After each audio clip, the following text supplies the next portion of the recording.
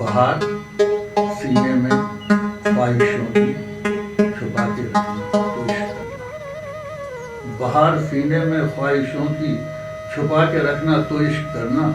वो सामने हो तो अपनी नजरें झुका के रखना तो इश्क करना। निगाह कातिल गुजर चुकी हो, लहू हवा में बिखर चुका हो, खुद अपने दिल के 1000 टुकड़े सजा के रखना तो इश्क करना। 1000 टुकड़े सजा के रखना तो इश्क करना। नमस्कार, बंजारा बीट्स में आपका हार्दिक स्वागत है। मैं हूं ज्योति प्रकाश खरे। आज हम आपको मिला रहे हैं एक ऐसे बुंदेलखंड के शायर से जिन्होंने हिंदुस्तान और हिंदुस्तान के बाहर भी अपनी शायरी का असर दिखाया है। चलिए मिलते हैं अब्दुल जब्बार सारिफ जी से। नमस्कार। आदाब, नमस्कार जी। सभी नाजरीन इकराम को, ऑडियंस को मैं आदाब करता हूँ, नमस्ते कहता हूँ। जब्बार भाई, हालांकि आप हमारे चैनल पर दूसरी बार दूसरी बार नहीं, तीसरी बार आप आ रहे हैं, तो मैं चाहूँगा कि आपने जो अभी तक 2-3 साल में अचीवमेंट आपके रहे हों, परिचय सहित आप हमारे दर्शकों के साथ जुड़िए। देखिए, जब से आपसे जुड़ा हूँ, मेरा ख्याल है 2 साल बाद हमारी आपकी मुलाकात हुई थी। इस दौरान मेरे साथ काफ़ी हादसे भी पेश आ गए और बहुत कुछ खोया भी, पाया और भी, बहुत कुछ पाया भी। जी, तो पायदान बाइज बताइएगा। जी, खोने को तो ये है, मैंने खोया है कोरोना में अपनी जीवन हयात, अपनी जीवन शैली को, जिसकी कोई भरपाई नहीं है, जिसे मैं हमेशा याद करता हूँ और वो मेरे रोम रोम में समाई रहती है। मैं उनके लिए कहता हूँ कि कोई आवाज़ कानों में उभरती है, कोई आवाज़ कानों में उभरती है, तेरी तस्वीर मुझसे बात करती है। हमारे घर में जश्न गम हो रोज़ाना, खुशी बस 2-4 दिन ही ठहरती है। तो ये मतलब है। और ज़ख्म और वक्त ये साथ साथ चलते हैं, तो वक्त ज़ख्म को भर देता है। और ऊपर वाले का करम है कि मेरी जो और फैमिली है तो है, सब ने मुझे बहुत साथ दिया, मेरे दोस्तों ने बहुत साथ दिया। तो उसकी वजह से मैंने अपने आप को संभाल लिया और फिर मैं अपने कविता की तरफ, शायरी की तरफ गामजन हो गया। तो थोड़े दिनों के लिए तो मैं बैठ गया था। उसके बाद मेरे सफ़र बाहर भी हुआ। मैंने पूरे हिंदुस्तान के कोने-कोने में मुशायरे पढ़े हैं और हिंदुस्तान के जो भी बड़े शौरा इकराम हैं, चाहे वो राहत साहब हों, कहाँ वसीम बरेलवी हों, शिरकत की और मुशायरों में? दिल्ली, बॉम्बे, कानपुर, लखनऊ, आगरा और 7 समुंदर पार भी गए। हाँ, ऊपर वाले का एहसान है, करम है कि बहुत से लोग जो जहाँ जाने के लिए सोचते हैं, दुबई। मैं 20 अप्रैल 2024 को दुबई मुशायरे में गया था, जिसका दुबई पोर्टेबल फेस्टिवल था। उसे तारिक नियाजी, लोकेश शर्मा जी और शहजादा सिद्दीकी साहब ने उसको अरेंज किया था। काफ़ी अच्छा तजुर्बा रहा। हिंदुस्तान से आपके अलावा और कौन गया था? हिंदुस्तान के अलावा हमारे साथ एजाज अंसारी साहब दिल्ली से गए थे, समर बशराउनी गए थे, शहजादा गुलरेज गए थे और तारिक नियाजी के फादर हैं ताहिर फराज साहब। झांसी बुंदेलखंड से आप अकेले थे? जी हाँ, झांसी बुंदेलखंड से मैं अकेला था। जी। और मतलब आप ये समझ लीजिए कि हिंदुस्तान से 3-4 शायर थे जी। तो बड़ा अच्छा तजुर्बा रहा, बड़ा अच्छा प्रोग्राम भी रहा। जी। और मुझे वहाँ पर लोकेश शर्मा और तारिक नियाजी ने काफ़ी घुमाया भी, गिफ्ट वगैरह भी दी। बुर्ज खलीफा सब ले गए वहाँ, एक्वेरियम वगैरह दिखाए। जी। तो मैं ये गज़ल, कितने दिन का टूर था ये? 2 दिन तो हम उन्हीं के मेहमान थे, फिर 3 दिन हम लोग अपने तरीके से रुके और घूमे और आसपास की सब जगह गए। उस दौर में जो आपने रचनाएं पढ़ी जी, उसको शेयर कीजिए।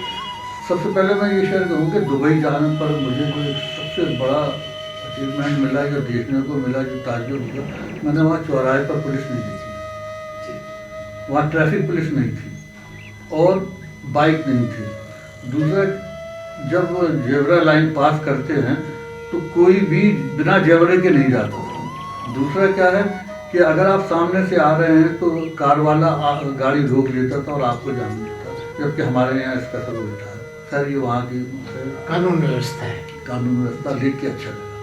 तो मैंने जो वहाँ गज़ल पढ़ी उसका एक मतलब दूसरी शराब से करता हूँ। देखें कि गुबार दिल में उठेंगे तो कौन देखेगा, गुबार दिल में उठेंगे तो कौन देखेगा, कभी जो अश्क बहेंगे तो कौन देखेगा, कभी जो अश्क बहेंगे तो कौन देखेगा, हजार रंग भी भर भर के दिल के कागज़ पर, हजार हजार रंग भी भर भर के दिल के कागज़ पर, तुम्हारा नाम लिखेंगे तो कौन देखेगा, तुम्हारा नाम लिखेंगे तो कौन देखेगा। और इसीलिए तो अंधेरे में रोज रहता हूँ, इसीलिए तो अंधेरे में रोज रहता हूँ, नए चिराग जलेंगे तो कौन देखेगा। और आप देख रहे हैं, मैंने अपने ये शेर अपने घर से उठाया है कि तमाम घर में खामोशी छाई रहती है, तमाम घर में खामोशी ही छाई रहती है, अकेले हम ही हंसेंगे तो कौन देखेगा, अकेले हम ही हंसेंगे तो कौन देखेगा। और तुम ही बताओ, मैं कुछ शेर कम कर रहा हूँ, कि तुम ही बताओ कि शारिक पलट के क्यों देखे, तुम ही बताओ कि शारिक पलट के क्यों देखें, कदम हमारे रुकेंगे तो कौन देखेगा, कदम हमारे रुकेंगे तो कौन देखेगा। ये गज़ल मैंने अपनी रफ़ी की आयत अपनी पत्नी के लिए कही थी उनके इंतकाल के बाद। जब्बार भाई, आप हमें ये बताइए कि आपने इतना सब मंच शेयर किए, इतने सारे आपने मुशायरे में शिरकत की है, कहाँ कहाँ आपको सम्मानों से नवाजा गया? तकरीबन जहाँ भी जाते हैं वहाँ तो सम्मान होता ही है, लेकिन जो कुछ यादगार सम्मान है उनका जिक्र कीजिए। वो दिल्ली में हमें किया गया नई आवाज़ से, एजाज अंसारी साहब ने सम्मान किया है, बॉम्बे में सागर त्रिपाठी साहब ने किया है, झांसी में भी बहुत सी संस्थाओं ने किया है। तो सम्मान तो होते रहते हैं, यादगार सम्मान रहते हैं। दुबई में भी हम लोग का सम्मान किया, दुबई में तो जो अबू अब्दुल्ला हैं वहाँ के बिजनेस टाइकून हैं, उन्होंने हम लोगों को सम्मानित किया था, ट्रॉफी और जब्बार भाई, जैसा कि मुझे पता है कि आपने रेलवे को भी अपने जीवन के कई वर्ष दिए हैं, किस पद पे रही और कब रिटायर हुई? जी, मैं रेलवे में जूनियर क्लर्क से हुआ था और चीफ ऑफिस सुपरिटेंडेंट से मैं रिटायर्ड हुआ 2017 में। 38 साल 6 महीने 8 दिन मैंने जॉब किया और बहुत शानदार मेरा वक्त गुजरा, और वहाँ भी मुझे CPO अवार्ड से नवाजा गया। तो वहाँ उस दौरान भी आप पर ये अपना शायरी करते रहे? मैं शायरी करता रहा। मैं एक शेर सुनाता हूँ कि कभी चमन की तरह तो कभी वतन की तरह, कभी चमन की तरह तो कभी वतन की तरह, वो शख्स मुझको लगा एक अंजुमन की तरह। और ये शेर मैंने वहीं से उठाया कि वो शख्स लगा मुझको एक अंजुमन की तरह, और न मोड़ पाओगे मुझको बगैर हिकमत के, न मोड़ पाओगे मुझको बगैर हिकमत के, वजूद सख्त है मेरा भी आयरन की तरह। हमारा जो वर्कशॉप है वहाँ वेल्डिंग रिपेयर का काम चलता है, तो मैंने आयरन का इस्तेमाल किया। जी जब्बार भाई, रेलवे में आपका काम बड़ा मुश्किल वाला रहा या इस जॉब में थी, तो रचना धर्मिता यानी आप जो शायरी वगैरह करते रहे, इसके लिए कैसे आपने माहौल क्रिएट किया? ये देखिए, ये तो शायरी है जो खुदादाद होती है, रहम होती है, लेकिन कुछ शेर तजुर्बे से भी होते हैं, हालात से भी होते हैं। जैसे एक बार मैं वर्कशॉप में बैठा हुआ था तो एक साहब कहने लगे मुझसे कि यार आप क्या नाम रिश्वत लेते हैं? मैंने कहा आज तक मैंने किसी के चाय समोसा नहीं लिया। वो कहने लगे मैं तो सब कुछ लेता हूँ। तो वहीं मेरा एक शेर हुआ कि रिज़्क़े हलाल मुझको कमाने नहीं दिया, ईमान ज़रूरतों ने बचाने नहीं दिया, अल्लाह का शुक्र है मेरे अज़्म ने मुझे एहसान ना खुदा का उठाने नहीं दिया। तो मतलब ये है कि हमने अपने आप को बचाने की पूरी कोशिश की, अल्लाह का शुक्र रहा।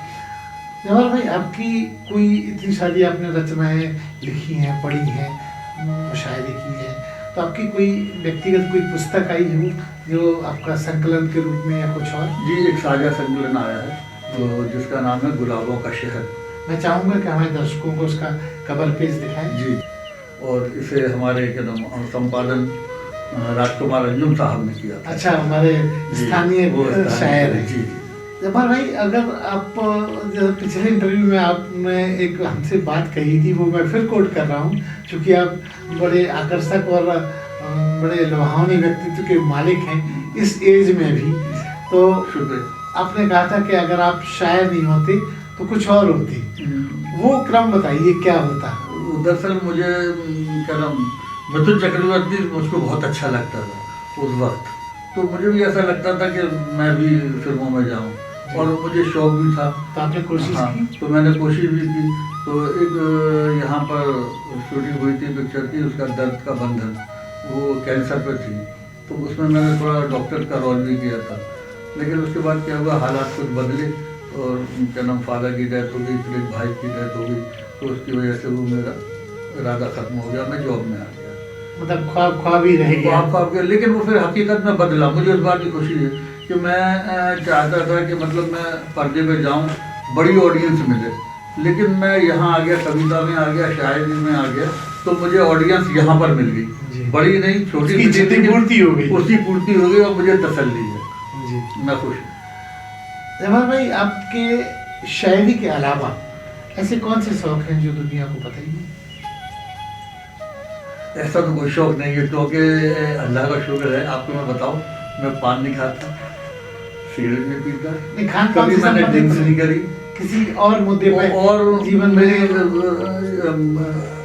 22 साल की उम्र में मैं शादी हो गई थी, तो मैं किसी दूसरे की तरफ देख भी नहीं पाया। लोगों ने मेरी तरफ जरूर देखा, लेकिन मेरी रफीक हयात, मेरी पत्नी इतनी अच्छी और खूबसूरत थी कि मैं सोचता था यार अगर कहीं जाओ तो कुछ ऐसा हो जो मतलब एक अजीब सी बात है जो मैंने कभी किसी से शेयर नहीं की, आपसे शेयर करता हूँ कि मैं एक बार नगरी में एक पिक्चर लगी थी उमराव जान जी, रेखा की जी। वो पिक्चर मैं देखने गया, मैंने 4-5 बार वो पिक्चर देखी, और एक दिन मैं वो पिक्चर देख के और गेट के बाहर आके खड़े होके हाथ बांध के सोचने लगा कि यार काश मुझे रेखा मिल जाए, तो उसने जो कुछ परेशानियां इसमें झेली हैं मैं कैसे दूर कर सकता हूँ उसकी, ये मेरी अपनी दिल की ख्वाहिश थी। तो ये राज मैंने कभी नहीं खोला, लेकिन आपको मैंने तो ये बात आपने अपनी जीवन संगनी को बताया था? हाँ, ये बात मालूम है, मैंने बताया था मैंने। तो ये मतलब हम दोनों के बीच ये बात, मैं बहुत इमोशनल हो गया था उसको, उसकी एक्टिंग, उसके सब, उसका बचपन का कैरियर देख के, और जो कुछ हम उस किरदार में चले गए थे। हाँ, उस किरदार में फिर मुझे लगा मैं इसकी कैसे मदद कर सकता हूँ, मैं ये सोचने में मजबूर हो गया। जवाहर भाई, आपकी जीवन संगनी को जो बहुत आपकी रचना शानदार लगती थी, अगर आपको याद आती हो तो उसको शेयर करें। कोई ऐसी पंक्तियाँ जो वो आपसे आमतौर पे कहती हो कि आप वो पढ़िए जवाहर भाई। मैं उनको शिक्षक सुनाता था जब कभी वो नाराज हुए।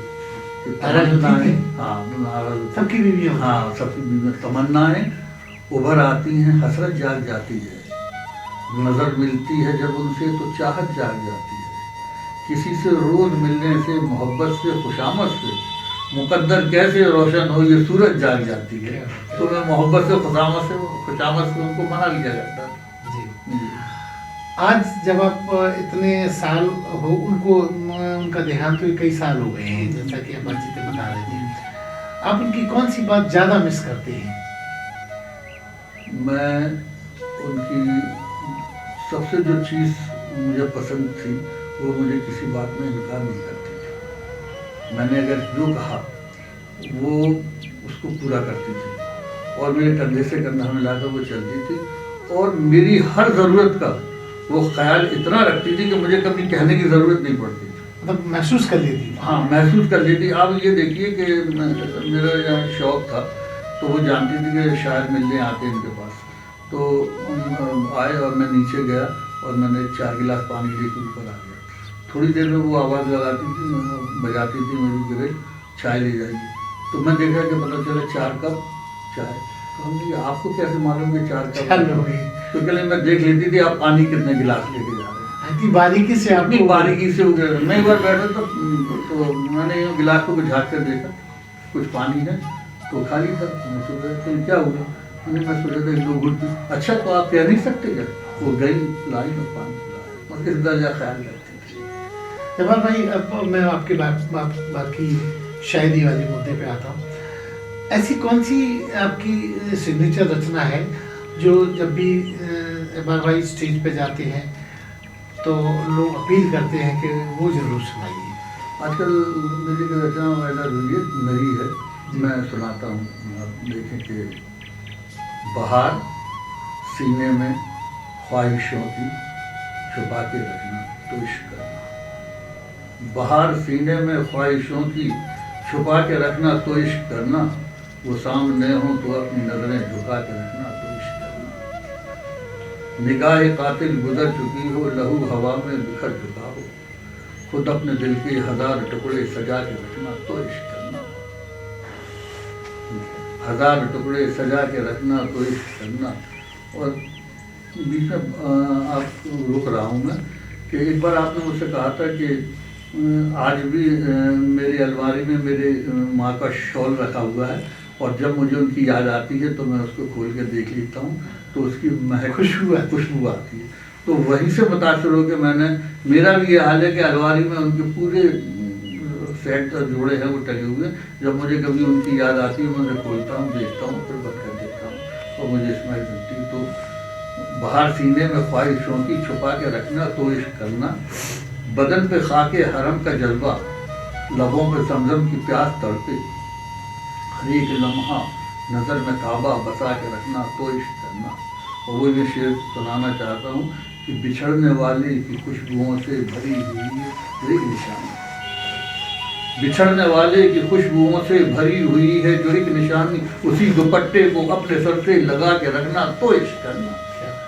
बिछड़ने वाले की खुशबुओं से भरी हुई है जो एक निशानी, उसी दुपट्टे को अपने सर से लगा के रखना तो इश्क करना।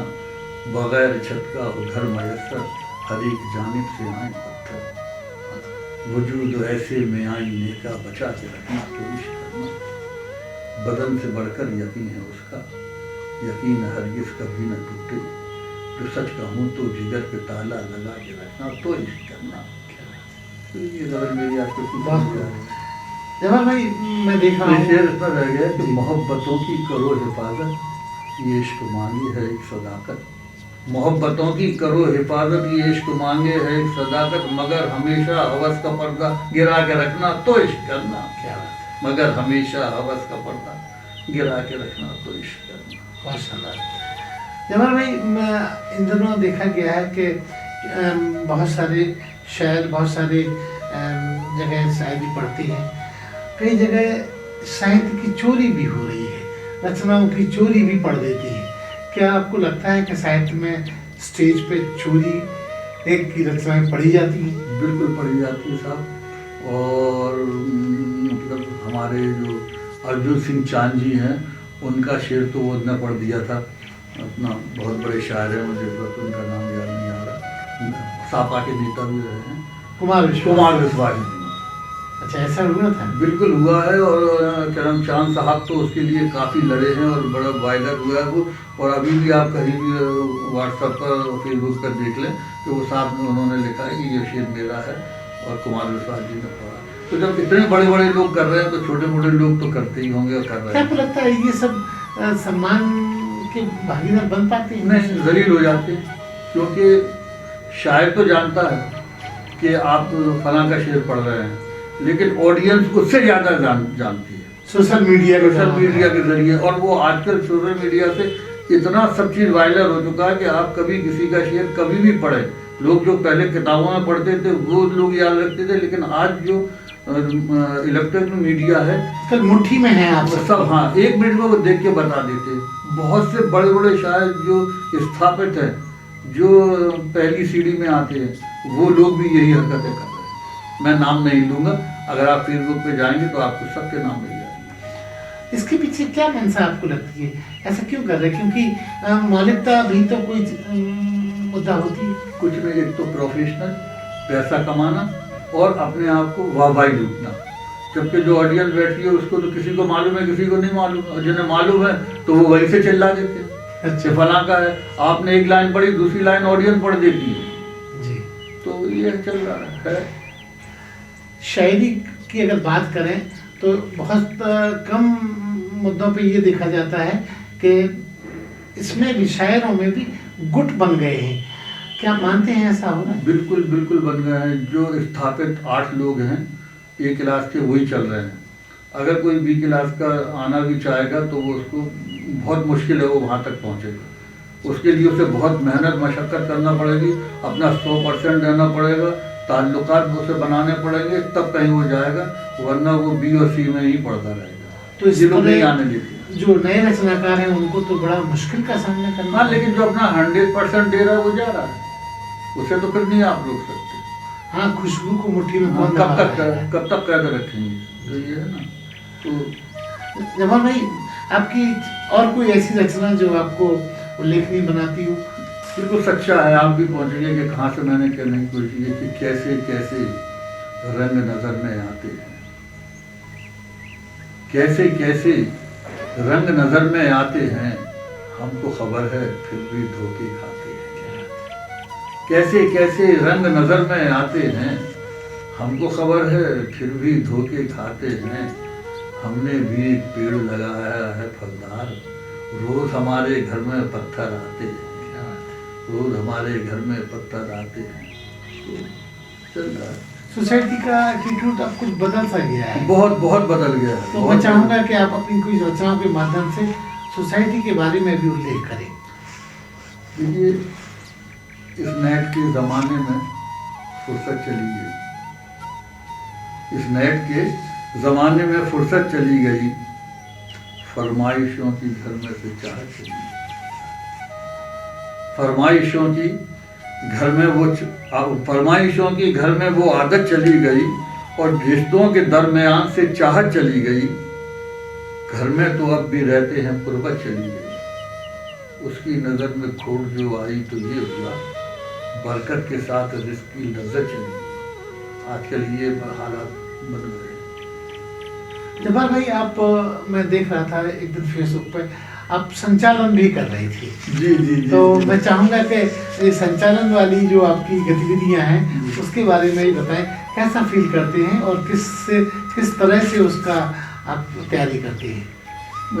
तैयारी तो ऐसा है, कुछ शेर याद करना पड़ते हैं और होमवर्क करना पड़ता है। होमवर्क करना पड़ता है, बिना होमवर्क के तो होता ही नहीं जी। है। और दूसरा कभी कभी ये है कि जो शायर आ रहा है जी, उसके हिसाब से भी शेर कहना पड़ता है। उसके मज़ाहिया है तो मज़ाहिया की बात करना पड़ेगी। जी जी, आशिकी के जो तगद्दुल के हैं तो उनके तगद्दुल से बात करना पड़ेगी, जी। और कुछ नॉर्मल है तो नॉर्मल के हिसाब से बात करना पड़ेगी, भूमिका बनानी पड़ती है। भूमिका बनाना पड़ती है, करना पड़ती है। कभी कभी चुटकुले भी सुनाना पड़ते हैं, जैसे कि मैंने अभी एक चुटकुला सुनाया था, कल एक शेर सुनाता हूँ कि धूप में बर्फ की एक चट्टान हूँ, धूप में बर्फ की चट्टान, धूप में बर्फ की एक चट्टान हूँ, सोचकर अपना अंजाम हैरान। तो मैं भी ऐसे मुझे एक शायर को बुलाना था, तो मैंने कहा भाई, एक सरदार जी थे, वो एक लड़की से प्यार करते थे, और उसके 5 भाई थे पहलवान। वो सरदार जी उनके पास चले गए कि भाई मैं आपकी लड़की से प्यार करता हूँ, आपकी बहन से प्यार करता हूँ, और मैं शादी करना चाहता हूँ। वो 5 पहलवान थे, उन्हें गुस्सा आ गया, उन्होंने सरदार जी को बहुत पीटा, इतना पीटा कि सरदार जी लड़खड़ गए। जब रात में सरदार जी खड़े हुए अपने कपड़े झाड़ने बात करने, तो मैं ये क्या मैं फिर नहीं समझूं। तो कभी कभी ऐसा भी होता है, मतलब दर्शक की नब्ज टटोल के टटोल पड़ती है। जी। जवाहर भाई, आप हमें ये बताइए, आप शुरू से मतलब जब आपकी जीवन संगनी थी और अब नहीं है, उनको आपने खो दिया है, तो आपकी रचना धर्मिता पे क्या फर्क आया? क्योंकि किसी के जाने का दर्द आहत तो करता है। आहत करता है। मेरी शायरी वहीं घूमती है, अगर सच बताऊं तो आपको। दिन निकलता है तो ये आँख में भर जाते हैं, रात होती है तो तकिए पे बिखर जाते हैं। मेरे अश्कों से नहीं उठता तेरी याद का बोझ, सुबह से शाम तक जीते हैं मर जाते हैं। तो मतलब मतलब वो कहते हैं ना कि जीवन शैली में फर्क आ गया। हाँ, जीवन शैली में फर्क आ गया, लेकिन शायरी तो होती है, करना भी पड़ती है। आप अपना रोना हर एक को तो नहीं सुना सकते। आदमी चाहता है कि कोई भी लुत्फ मुलाकात में नहीं आया, तुम्हारा हाथ मेरे हाथ में नहीं आया, उसे खबर थी मैं दिन में मिलता हूँ, वो मुझसे मिलने कभी रात में नहीं आया। तो आमतौर पर देखा गया है कि शायर जब शायरी करता है तो लोग उसको आमतौर पे प्रेमिका प्रेम से और मतलब उस तरीके से सोचने लगते हैं कि ये जो भी शायरी की जा रही है हमारी महबूबा के लिए की जा रही है, इसके पीछे क्या रहस्य है? नहीं इर्द गिर्द घूमती है सारी। वो असल में क्या है कि शायर जब भी कहता है वो अपने हिसाब से कहता है, अलम का शेर होता है, लेकिन ऑडियंस जो बैठी होती है वो अपने हिसाब से उस शेर को ले लेती है। जैसे एक शेर है कि मैं तो गजल सुनाकर अकेला खड़ा रहा, सब अपने अपने चाहने वालों में खो गए। तो हमने कुछ कह दिया, वो उन तक हर आदमी अपने हिसाब से ले लेता है। तो शायरी का ये है कि हजार बार गम जिंदगी से हार गए, तेरी रज़ा के लिए हम सभी से हार गए, जब उसकी आँख में देखे शिकस्त के आंसू, बदल के पैतर हम तो खुशी से हार गए। तो अपने हिसाब से लिखते हैं। जवान भाई 2026 अब शुरू हो चुका है, आपने बहुत सारी रचनाएं लिखी हैं, संकलन आपके पास बहुत सारा अब इकट्ठा हो गया होगा। क्या चाहेंगे कि 2026 में आपकी कोई अपनी खुद की पुस्तक है? बिल्कुल आ रही है, 2026 बिल्कुल आ रही है, तैयारी चल रही है और बहुत जल्द, मतलब 2-4-6 महीने में हम लाने वाले हैं। उसमें आपकी रचनाओं की गजलें होंगी? कम गजलें कितनी भी हो जाए, हमारे पास काफ़ी गजलें हैं जी। तो मैं चाहूँगा कि उस गजल का एक अंश अगर आपको याद आता हो तो हमारे दर्शकों के साथ शेयर कर दीजिए। ये गजल मैं आपको सुनाता हूँ कि ये गम नहीं है कि तीरों कमान वाले हैं, ये गम नहीं है कि तीरों कमान वाले हैं, सितम तो ये है मेरे ख़ानदान वाले हैं। ये गम नहीं है कि तीरों कमान वाले हैं, सितम तो ये है मेरे ख़ानदान वाले हैं, और ज़माने भर में है मशहूर गुफ्तगू अपनी, खुदा का शुक्र है उर्दू ज़बान वाले हैं, खुदा का शुक्र है उर्दू ज़बान वाले हैं, बुलाओ लाला को ऐसे न हम चुकाएंगे, हमें दिखाओ जो कागज़ लगान वाले। इस तरह की मेरी कई हैं गज़लें तैयार हैं जो मैं सुनाऊंगा।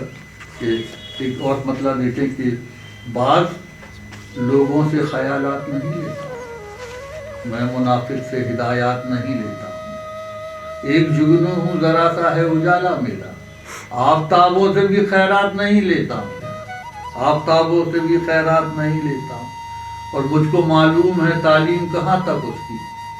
आप पहुँचे शेर को कि मुझको मालूम है तालीम कहाँ तक उसकी, इसलिए दिल पे कोई बात नहीं लेता हूँ। तो एक शेर और सुनाता हूँ कि वो जो एक फूल भी दे दें तो ढिढोरा पीटे, वो जो एक फूल भी दे दें तो ढिढोरा पीटे, ऐसे कमजरफों की सौगात नहीं लेता हूँ, ऐसे कमजरफों की सौगात। जवान भाई अगर आपसे एक जनरल सवाल, 2 ख्वाहिशें आपकी पूछी जाए अब, जब आप में आ रहे हैं, 70 का हो गया हूँ, हाँ, तो क्या हो सकती हैं वो ख्वाहिशें? 2 ख्वाहिशें। एक ख्वाहिश तो मेरी ये है कि बस ऊपर वाला मुझे सेहत अता फरमाए। कोई तो बढ़िया है, वो आगे भी वही चाहिए जी। मुझे दौलत नहीं चाहिए जी। मुझे सिर्फ सेहत चाहिए। अगर मेरे पास सेहत है तो दुनिया की सारी दौलत है, और उसके बाद जो दूसरी ख्वाहिश कि मैं अपने रिश्तेदार, अपने घर, अपनी बेटी, अपनी इनकी मैं हर इच्छाओं को उनको पूरी कर सकूं और खुशी खुशी उनके हाथ विदा हो जाऊं, यही मेरी ख्वाहिश है। बंजारा बीट्स का थैंक्स कहना चाहूँगा, और मुझे बड़ी खुशी होती है कि बंजारा बीट्स ने जिस तरह तरक्की की है। मैं अभी बंजारा बीट्स के देख रहा था तो उस पर कम से कम मेरे ख्याल है 1700 लोगों के इंटरव्यू पड़े हुए हैं, और आप भी बता रहे थे कि 1200 लोगों के इसमें और इंटरव्यू है, साक्षात हैं, और कम से कम दुनिया के और देशों में 12 देशों में ये देखा जा रहा है। तो इसकी मैं आपको हार्दिक बधाई देता हूँ ज्योति खरे साहब, और सबसे ज़्यादा ये आपकी मेहनत, आपकी लगन और आपकी कोशिशें, उसके बाद आपका टीम वर्क है। तो मैं आपकी टीम को, आपको, पूरी ऑर्गेनाइजेशन को बहुत बहुत मेरी तरफ से हार्दिक बधाई, शुभकामनाएं। और ज्योति खरे जी, मैं आपको और आपकी मेहनतों को सलाम करता हूँ, नमस्कार करता हूँ। एक शेर मैं आपके लिए पढ़ता हूँ कि वो रंग भरता है तस्वीर बोलती है जनाब, ये मैं आपके लिए पढ़ रहा हूँ। वो रंग भरता है तस्वीर बोलती है जनाब, कहाँ कमाल ये सबके हुनर में रहता है, आपको ऊपर वाले ने बिल्कुल एक अलग हुनर बख्शा है और आप उसका फ़ायदा ले रहे हैं। और मैं ये बंजारा बीट्स के लिए एक शेर पढ़ता हूँ कि तुम अपनी ज़रूरत समझते हो मुझको, तुम अपनी ज़रूरत समझते हो मुझको, मुझे भी तुम्हारी ज़रूरत बहुत है, मुझे भी तुम्हारी ज़रूरत बहुत है। अगर आप ऐसे ही आते रहेंगे और मुझको बुलाते रहेंगे, मेरे लिए आगे बहुत फ़ायदा होगा इसमें। तो ये थे जब्बार सारिफ, जो अपने जीवन की महत्वपूर्ण यात्रा को, अपनी रचनात्मकता को और अपनी जीवन संगिनी के दर्द को बंजारा बीट के साथ शेयर कर रहे थे। बंजारा बीट से बात करने के लिए जब्बार सारिफ साहब बहुत बहुत शुक्रिया, धन्यवाद, थैंक यू, नमस्कार। अरे हाँ, इस चैनल को लाइक और सब्सक्राइब करना ना भूलें। देखते रहिए बंजारा बीट्स।